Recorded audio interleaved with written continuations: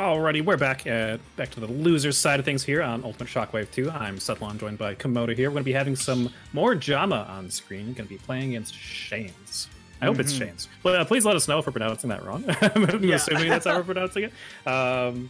Yeah, because obviously that's never. It's always unpleasant whenever you're having to listen to people who are saying, especially if it's you going back and watching your VODs. Oh god, that's the worst. Yeah, no, I remember very specifically. I landed a Falcon Punch on stream once, and I was so happy about it. I went back and I watched the VOD, and Dakpo called me Kamina like 90 times in a row, and I was like, oh man, I can't enjoy this anymore. So yeah, Shaynes, if we're getting that wrong, if your name is not Shaynes, and just tell us, and I'll be very sorry about it. So yeah, so Shaynes we saw earlier beat Animated Mel 2-0 against Lucario, and we just very recently saw JAMA go down 2-1, a very close set that ended in a nail-biting last stock against Yellow and his Yoshi. But it's honestly interesting to see JAMA have to play on stream so quickly, because on the other side of bracket, which we would have played first, would have been USWo versus Today's, but Today's has DQ'd out of the tournament. We don't really have word on why that is, but that match will not be played. USWo has moved on to lose the semifinals due to the DQ. But what I'm saying is that I'm very interested to see how JAMA's going to play in this one, because it did look like he was starting to get a little tilted in that game 3, and then by the end of it, the tilt factor had kind of worked out in his favor because he had the momentum. So it turned from being tilted to playing with feeling, if you wanted to put that into definitions. Yeah. So I want to see if that works out for him, if he's going to be playing here against Shaynes, which side of the coin, I guess, is going to be happening, or if he's leveled himself. Yeah, I think this is a matchup where he can afford to take it much slower. DDD is not a character who can move around and do things really quickly. Against a character like Yoshi, you have to be on your toes basically all the time, because he could be flying at you with aerials or eggs at any point in time. You have to defend yourself. With a character like DDD, he has long range and he has the projectile in the Gordo, but it's a slow projectile, so Link can take his time a little bit more. He has more time to jump back and throw boomerang like that. There is no way DDD can stop him from doing that. He could use that as the baseline to then set up afterwards for what he wants to actually do. And it's even tougher for Shaynes as well, because normally the way that DDD counteracts people who have good counterplay to the Gordo is he goes, okay, well, I'm going to play it mid-range with my really big, very powerful buttons. Oh, no. And it looks like that's not necessary right now, because he catches JAMA trying to go for a drop jump aerial. The dash attack is such an active move, and it's able to take him a stock. It was at 29%? Extremely low percent. Very, very low stock. Very, very strong opening from Shaynes. And yeah, now he's in the position where JAMA is trying to box him a little bit more, and he is finding those opportunities to swing hammer versus those normals. Really good space in the Gordo too, definitely worth mentioning.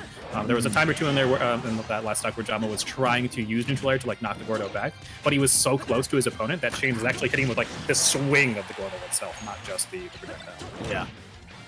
Definitely been working out for him so far at that closer range game. We're going to see if he can continue to do that. JAMA right there, not getting the right read after he gets the one-hit setup.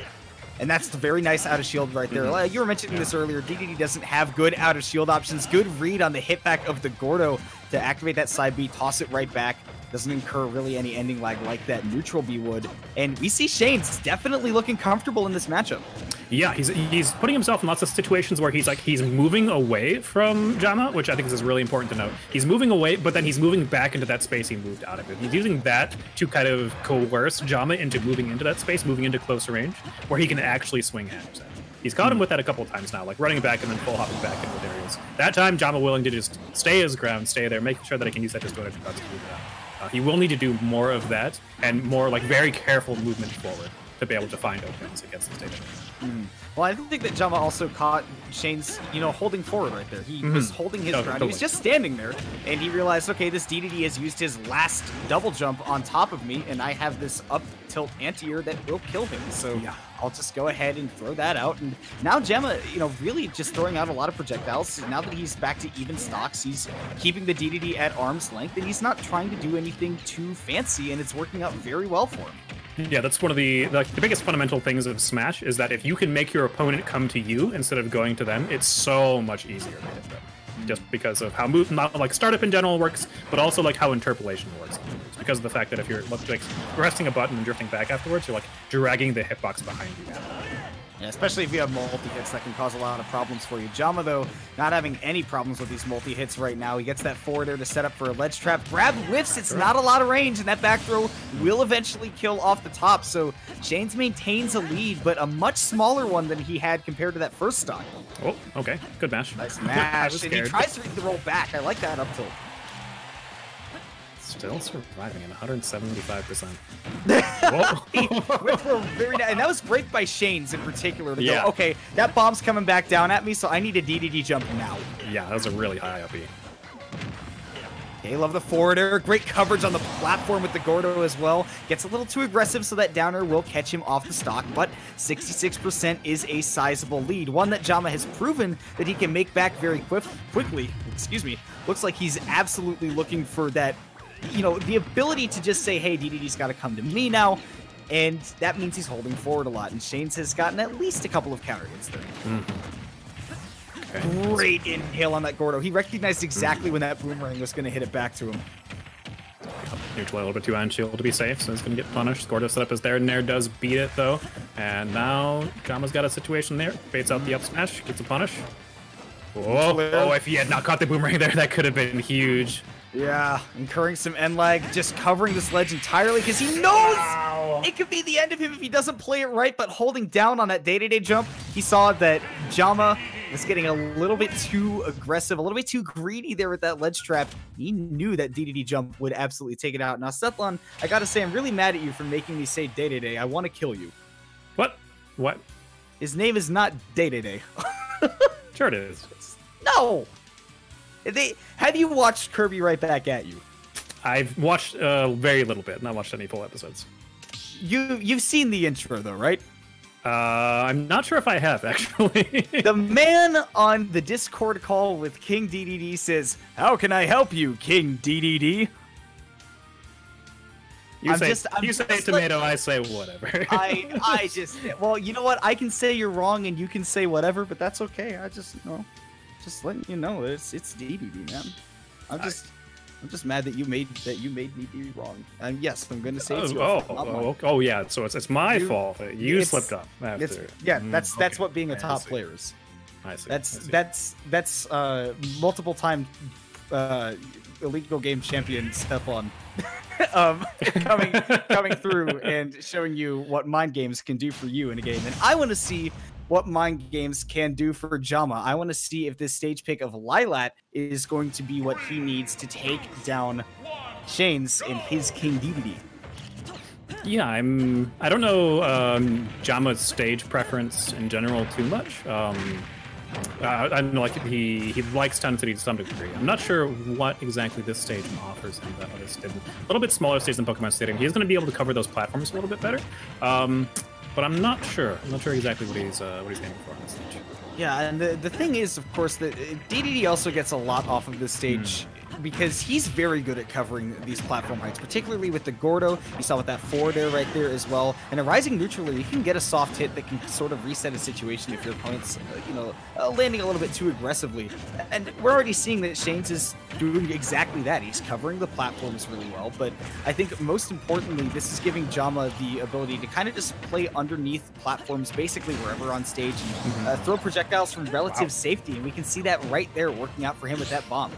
Potentially some sus DI there. I don't know that they should be losing his stock quite that early. I think it's also worth noting on this stage is that it'll be a little bit harder for DDD to ledge trap with Gordo because he can't just have it. I don't know with the slant on the stage. I don't think he can bounce it straight up and down. It will bounce off a little bit quicker on that. Yeah. Yeah. So don't know if he's thinking about that or just like the platform spread even thinner. But the coverage on that up smash covering all that space. That was really smart just in general there by Shaynes as well because he's noticed that the last few times that he's gone for the for that particular situation where the boomerang is coming back, he shielded and JAMA runs up and grabs him. So he was ready for that and he just used that up smash to power through. All right, there we go. Forward tilt to box him out. JAMA, I really like that tech and the jump right off of the platform just to get himself back into the fight instantly. And don't give Shaynes the opportunity to set up, which he's definitely trying to do with that Gordo. Yeah, and right there, like having the Gordo bounce on the platform there, definitely a situation where JAMA could just let go of shield and do whatever he wants afterwards. But he's very, very, very wary and like a little bit on the scared side. It's like, oh, I'm just going to wait for this and I'm going to roll away and disengage. I feel like that is an opportunity where he could potentially be poking at his opponent. There we go, poking at him with that forward air as well. Knocking the DDD way off stage, and now you have this opportunity for the ledge trap set up again. And that's one thing that JAMA does really well right there, is he's really good at feigning that he's giving up stage and then covering with one of his projectiles, namely the boomerang a lot. You can see he does that twice in a row right there to finally close out that stock. I want to see if he can start to run away with this game. Got the boomerang set up. Nice spear reverse arrow. Knew that that would come on fast enough to stop the Gordo from threatening his space. So don't know about that one though. That doesn't give good opportunity. That one was a little more questionable. A little bit sus with that one, but still holding on. The hitbox of the Gordo there, beating the. Ooh, yeah. Good to just throw out a meaty hitbox to cover the recovery and say, hey, if you're not ready to tech this, I'm sorry, bro, but you're dead. Now JAMA with that air dodge back on stage could have put him in a very scary situation, but now with the shield pressure, again, from JAMA, is so difficult to deal with if you're a DDD with no out of shield options. This boomerang, so much work. JAMA's playing with feeling. Able to find his position back. That's one thing I should note about the JAMA's ledge trapping. He's been doing a fairly good job ledge trapping overall. He definitely has those situations where he's moving too far to the ledge and his opponent slips behind him because of that. And then he's put in a situation where, like, then he's the one being ledge trapped. And he's managed to scramble his way out of it a little bit, but even after he scrambles out, he doesn't have great, like, stage positioning afterwards. So it's a lot harder to keep a safe distance after those interactions. Keeping a good distance with that backer as well. Jethammer's not going to be safe on shield, but Shaynes has put himself a little bit closer into this game. He's within arm's reach of, you know, one smash attack being able to win him this game, but he's got to find the situation, or maybe he can find a ledge guard, putting the Link off stage. Gordo coming through, nicely spaced, doesn't turn around to get the Jethammer kill, but Gordo bouncing off that platform. That's what I was saying. DDD is so good at covering any of that aerial space on Lilat. Gordo's come through clutch multiple times for him in that game to that scenario, and he's able to get a 2-0 victory over JAMA. Very nice play. Just nothing else to say about that. Yeah, that's all you can say. It was just he's stuck in a play. He's stuck in a tough matchup, and he found his opportunities. I think mostly where, you know, JAMA was just giving him too much room to breathe. We saw a lot of situations where JAMA had good pressure applied to the shield, good pressure applied to space, and it made it really hard for Shaynes to act out of anything. And, you know, JAMA was able to throw some projectiles, rack up a few close-range combos, and really build up some damage. But when it came right down to it, he was just a little bit too passive when it came to neutral, or at least a little bit too committal, and Shaynes was able to come through and take advantage. Yeah, DDD is a character where, because he's so heavy especially, and because he hits so hard, if you're just trading random blows back and forth, like DDD will win 100% of the time. And I feel like